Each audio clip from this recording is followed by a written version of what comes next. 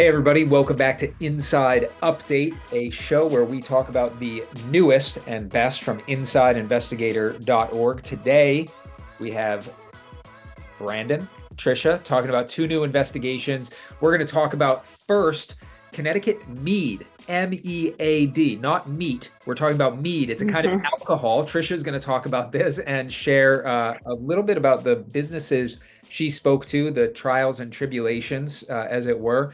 And then we're going to take a hard left turn into a serious conversation about a dog mauling incident that happened 5 years ago and the surprising fact that the dog is still alive today. Before we get there, let's talk to Trisha, though. Mead. This was an interesting one. I feel like I say this every time we talk about oddities, but you pitch these concepts that are fascinating. You're like, hey, listen, we got this whole new ecosystem of something to explore. Bring us up to speed. Yeah, I mean, this story came up because I was at a birthday party and someone brought some home brewed mead that was given to him as a gift. It turned out it was a friend of his who was related to somebody who owned a meadery in Connecticut that ended up being Dragonfire, who I profile in the story at least partially, although the majority of the story is about Bergen House, which is in Middletown. And I find them to be interesting because they make sort of a different type of mead than most meaderies. Meaderies usually, so mead is a honey based wine. Basically, they ferment honey and other products like fruits or herbs or things into a wine beverage. It's just a slightly different kind of wine than what you would get from grapes. Less mashing, as far as I know. And he decided he wanted to make one that was a little more similar to craft beer, so that you can session it. So you can show up at Bergen House, and it's very similar to a brewery. You can get a bunch of little samples of the different meads, and you can try a bunch of different flavors and see what you like, and even take some home. It was interesting as you go through this. I mean, obviously, you kind of start this off by saying it is one of the world's oldest alcohols, but it is also something that, as I understand it, I was only aware of one meadery previously. This isn't something that has exactly caught on and taken over the alcohol market here. Did they talk to why the niche area that they're in, but also, I mean, why doesn't it necessarily have that same mass appeal? Maybe that's an unfair way to characterize it. From what I gathered from both of the people that I spoke to, Talon and Derek at Dragonfire and Bourbon House, there used to be more meaderies in Connecticut. There used to be at least two more from what I gathered from my research, but they have since closed down. Businesses got very hard hit by the pandemic in general, so there's no way to really tell you that like it's because there aren't enough people, or it's because pandemic, or it's because other thing, but they were certainly surprised that the audience is as small as it is for Mead. Talon Bergen in particular was talking about how when he was starting the business, he did a lot of market research. He sort of guessed based on the population of the like area that he was planning to be in, and then kept like cutting down those numbers to get as realistic as he could and try to be as conservative as possible. And the numbers even ended up being much lower than he expected initially. And the vibe that I get from them, more or less, what they seem to think is it's an education issue. People mead is very old, but it is not necessarily something that people think of when they think of alcohols, especially these days. You're thinking of breweries, various local IPAs, things like that, or you're thinking of wine. There are a lot of vineyards in the area. Connecticut has a wine trail for those who are unaware. So there's a lot of craft breweries in Connecticut. There's a lot of vineyards or wineries, and there are just a couple of meaderies. And yeah, it seems to come from that side of like people just don't really know what it is. It went out of style a long time ago, and they're sort of trying to make it cool again. It is, however, very popular among people like me, nerds, people who like tabletop gaming and fantasy, Game of Thrones. And one of the things that they both sort of said as like the reason they think it's starting to become more popular is that some of these fantasy series are becoming more mainstream. So things like Game of Thrones, more people are maybe going to Renaissance fairs where both of these businesses like have a bit of a presence. Dragonfire especially has had a presence at Renaissance fairs for a long time. But also there's a regulatory issue to it as well. Like the state and the like federal regulators didn't necessarily know what to do with mead until relatively recently. It's interesting that you say the Game of Thrones thing. That was where my first experience with mead was. Is we used to have a group of people. This was like season 2 of Game of Thrones. It was a long time ago, but they used to, get together every Sunday and watch it live, and food and drink and the whole thing. And that was exactly where it came from. Um, you know, I guess Westeros regulations are pretty loose compared to Connecticut. You mentioned that Yeah. there were some hoops that they had to jump through, and I'll preface it a little bit. Yes, you talked about the fact that mead doesn't fall into the categories that other Mm-hmm. alcohols do, so that I guess kneecap them from the get-go. Yeah, so for a long time, they had to get so you can get different licenses for different kinds of alcoholic processing, situations. And even though mead is a wine, they weren't being granted wine-based regulation. They had to fall under distilleries, which really kneecapped their ability to open essentially craft breweries. Like they aren't allowed to do like certain things in I get into it in a fair amount of detail in the story. It's it's a little in the weeds, but it was really interesting like that they weren't being categorized essentially correctly in the way that they wanted to be categorized. And the sort of national body for mead makers in the country really went to bat with the federal government. And once the federal government decided, okay, yeah, we're going to categorize mead as its own thing, then the state governments, in particular Connecticut, were like, oh, that makes sense. We can just do so. Connecticut passed a law a few years ago that went into effect. Basically, they passed it in 2019, and it went into effect in mid 2020, I believe, which was around when Talon Bergen was opening Bergen House. So he ended up having to wait several extra months to get his license because he got the first mead specific license in the state of Connecticut rather than having to get a distiller's license. And that ended up working out great for him because he was about to open in February of 2020, which would probably not have been the best idea for a place that has an indoor area. Yeah, dicey timing pretty much across the board for institutions of that nature. Tough. Mm-hmm. It's good to see though that I mean these two businesses survived the pandemic. They're on the other side of it. You have a penchant for writing I think optimistic stories that kind of that I find them to be uplifting and fascinating in a very different way than our other work.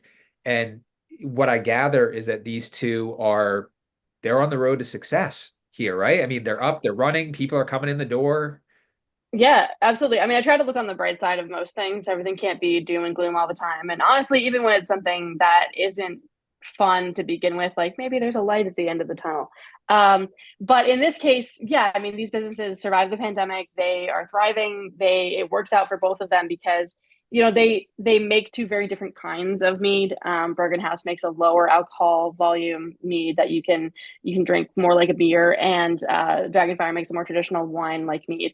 So they have very different approaches to the thing. They've created a community both between their businesses, but also between other brewers and distillers in the state. So, Bergen House meads are on tap in several breweries. They also sell their product in stores. You can get bottles of Dragonfire meads in stores. You can get them from Dragonfire specifically. Bergen House now just came out with a second actual label for their cans. They do carbonated canned meads that they're selling in package stores, and you can also pick them up at their location in Middletown. And they are part of a thriving community of mead makers across the country and around the world. So they're definitely moving forward, and I know that Dragonfire is looking forward to hopefully passing all of their legislative and town related hurdles to open a tasting room so people can actually start drinking at their location. So Cool. Cool. I mean, this is so many details. It kind of feels like a sales pitch. We're not sponsored by these folks, no. but it's really interesting stuff. And I love that you were able to find this, I'll say niche market for alcohol, right? I mean, it's not like we're going in and doing, here's an oddities. Have you guys heard of Anheuser-Busch? This is something a little bit different. So definitely check out the investigation on insideinvestigator.org. There's a lot more there too for folks who are interested in the regulatory landscape and starting up a business and some of the hurdles and stuff that these two had to jump through. Um, on top of that, some cool pictures. Joe, I will give him credit. Did a really good job with the visual design on this one Mm, as well. All right. Any last words, absolutely. Trisha, before we move on to the next topic? No, I mean, I think that we gave a pretty good intro to this, and yeah, there's a lot more in the story. And honestly, it's just Connecticut's very proud of its sort of burgeoning wine trail and brewery landscape, and it was nice to be able to profile a different part of that world that I think gets a little less of the spotlight. So, Absolutely. Absolutely. All right. We are going to turn to something quite different now. Brandon, you put together a piece that I'm not going to say too much about it other than let me just read the title, which is "Should This Dog Die? A Legal Battle After Mauling Death in Suffield." Could you bring us up to speed? What the heck happened here? So essentially, the long story short version is a 94 or 95-year-old woman, Janet DeLeo. She wanted to visit her friend's house. Her friend was a longtime friend and happened to be the mother of Annie Hornish, a former state representative here and a longtime state director of the Humane Society. And one thing led to another. She unfortunately ended up getting mauled by Annie's dog, who is a pit bull mix named Dexter. You know, Annie and Neil were not home at the time. They kind of got home right after the incident occurred. Janet had a health aide who, kind of tried her best to fight the dog off with a stool, but that didn't work. Annie eventually got the dog off of Janet, and Janet unfortunately was announced dead at the hospital. And at the time, pretty much immediately after the incident occurred, the town's animal control officer, the town being Suffield here in Connecticut, the animal control officer ruled the dog, to be put down, as you would kind of anticipate the ruling would be in instances such as these. But it has now been going on 5 years since the incident occurred, and the dog still has not been put down. It is currently being kenneled up at River Valley Animal Center. And the reason for that is because the two sides, the Hornishes and the town, have just been locked in this legal battle ever since the Hornishes appealed that initial decision. You've kind of carved out this niche. I know this is what the third investigation I think that you've published here, fourth, with Inside Investigator, and I've been so impressed with your ability to take these difficult situations, missing people, mauling deaths, and actually bring forward this human element. This is of course, there's the deceased, but then there's also some people who are really passionate about public safety. There's people who are really passionate about animal rights. Uh, could you elaborate a little bit? I mean, again, this was 5 years ago. Of course, that there's sympathy for all of the horrors that unfolded, but it is somewhat surprising, at least at first glance, to find out, it's 5 years later. Why are people still so upset? And in fact, it seems like more people are upset now than ever before. I guess you mentioned cost, you mentioned offers, what's going on in 2024? So in 2024, there's kind of two concurrent legal battles happening right now. One is the original appeal of the decision, which has made it all the way up to, I believe, the Superior Court. And that one is going to take some time. And the other case that is going on is the Hornishes actually suing the town because they think that, the animal center, which the dog is being held at, hasn't been treating him right. And, they don't have access to him. And they believe that state law kind of dictates that they should not be financially held accountable for the kenneling fees essentially of the dog. Well, the town obviously disagrees with that notion. Um, so this has been carrying on for so long. It has cost the town over $150,000 at this point between the legal fees, between the cost of kenneling the dog. We don't know a full number. Some of the people I spoke with kind of speculated that it's closer to 200,000. Who knows? I'm sure the town wouldn't be, head over heels to share that number if it were so close to that. But essentially, people are kind of upset on two sides. Some people really care about the finances of this thing because there have been settlement offers brought to the table by the Hornishes. The most realistic one and the one that we know the most about is Diana Urban, who is also a former lawmaker here in Connecticut. She now lives in New York, and she runs this really kind of idyllic looking farm slash ranch setup where she just has all of these animals, and she's very, very qualified in handling animals. She's agreed to take the dog in, and as she put it, she kind of lives in the middle of nowhere. Basically, the only people she'd be putting at risk would be her and her husband, and she clearly has a ton of experience with animals. And so the Hornishes, they've had that offer on the table for basically since this thing has started, and the town kind of refuses to take it up. And, their whole rationale essentially is the public safety element. We don't want there to be any risk of anyone getting hurt ever again. We know this dog is dangerous clearly because of what it did. There shouldn't be a big debate. Let's put the thing down, all go our separate ways, get it over with. And they also kind of have spoken from the angle of, oh, well, to not put the dog down would be kind of not giving true justice to the DeLeo family. I know in the court documents there were members of the family and friends of the family who had sent in letters, kind of giving some credence to that argument as well.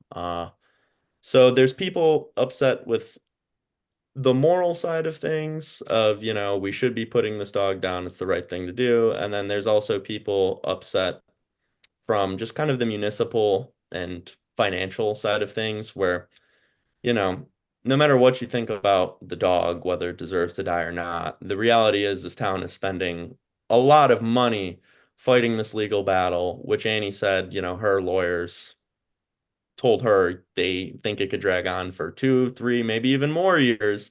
So that number is only going to go up if you have a settlement offer on the table that would, indemnify the town from any future harm that could be caused by taking the settlement offer. Why don't you just do that and quit while you're behind essentially financially.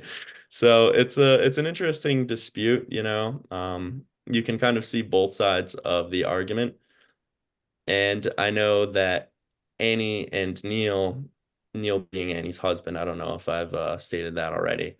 They think that essentially the town, the refusal to accept these offers is rooted in more than just a sense of justice or a concern for public safety. Rick Sotil, who is another Suffield resident we spoke to, seems to think the same thing. He offered up a bunch of different instances of the town, kind of acting in a way that he would characterize as petty in prior disputes that they've had with individuals, including him. So it's interesting. The you do start to wonder when you look at everything whether there is an ulterior motive there just because the town has chosen the path of seemingly the most resistance as opposed to the path of least resistance in the form of a settlement offer. Yeah, their talking point was pretty straightforward. It's just, hey, how could we let this dog go if it has killed a human being? Right? It's pretty straightforward. And the Hornishes definitely have a lot that they brought up. My understanding, though, just to put a bow on this, is that the Hornishes' arguments have not been convincing to courts thus far, right? I mean, have the Hornishes racked up any legal victories here that kind of give them a leg on this, or are they still putting good money after bad, for lack of a better phrase? From what it seems like to me, it's kind of just a war of attrition on the legal front. I think that's the strategy of the Hornishes here because no, they have not really gained much sympathy either at the Department of Agriculture, which was, kind of the first lever in this legal battle. It's not a real court, but it kind of acts like a court. So when they initially appealed the town's decision to put the dog down, it went first to the Department of Agriculture, which sided with the town, and then it went to another court, an actual court beyond then. They also sided with the town, and now it's, being brought in front of hopefully its last court here and the Superior Court of Connecticut. And we shall see. I think the strategy is kind of, please, we've had this offer for however many years. You see, we're not going to quit. Just take it, and we'll drag this thing on as long as we possibly can. Even though they did, they were honest. They said we have put a lot of money into this. So, I'm not, I don't have access to the Hornish's bank accounts. I have no idea, how long they'll be able to sustain it financially, but it's just it is insane to think about. And I know I've spoken to you about it, before, that potentially we could write another story about this again in a year's time. So, we'll just have to wait and see. Yeah, continuing coverage for sure. I think there's a few things, right? How does this play out in the courts? What does the eventual financial liability look like? Are there, there's precedent here, obviously. Um, Man, I don't know. Just it's heartbreaking just from the beginning, obviously, the reason this happened, but I feel like we're catching it in the middle. You did a really great job, though. You mentioned the legal items, the town. I mean, this is a town of 16,000 people too, so there's a significant impact on friends and neighbors who are also worked up. You did a great job getting into that. I'd encourage everyone. Man, we really just do teasers here. That's really what this show is, right? Just tease something, and then go to insideinvestigator.org and get all the details because there is quite a bit there. Again, the title of that is Should This Dog Die? A Legal Battle After Mauling Death in Suffield. And we are putting the question out there to readers as well. There are a lot of things in the comments, but also we have a poll running for the next 3 days, just asking, hey, after reviewing all of these facts, checking out the documents, what do you think should happen to Dexter? This dog is 9 or 10 years old now, so who knows? This might drag on longer than the lifespan of the dog as well. I'll be curious to see how that shakes out. Brandon, Trisha, thank you both. Much appreciated for all of your work and for being here today. Thank you to everyone who is watching, listening, and tuning in. We keep getting this show in new places, so if you're new here, thank you so much. We are a nonprofit newsroom investigating corruption in the state of Connecticut, and we are here in service to you. So please check out our website, email us, info@insideinvestigator.org. Let us know what you think, and we will be back in 2 weeks. Until then, be well, stay safe, and stay informed.